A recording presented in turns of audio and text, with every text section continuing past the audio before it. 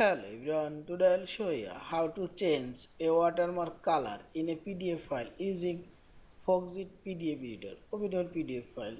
Now select Organize option and select your watermark option. Now select Add option and select your text and type your watermark. Draft watermark. And here you will find this watermark color option and select any color, or you can change more color, this color, and select to and see this watermark color now change, and I will rotate it and see this,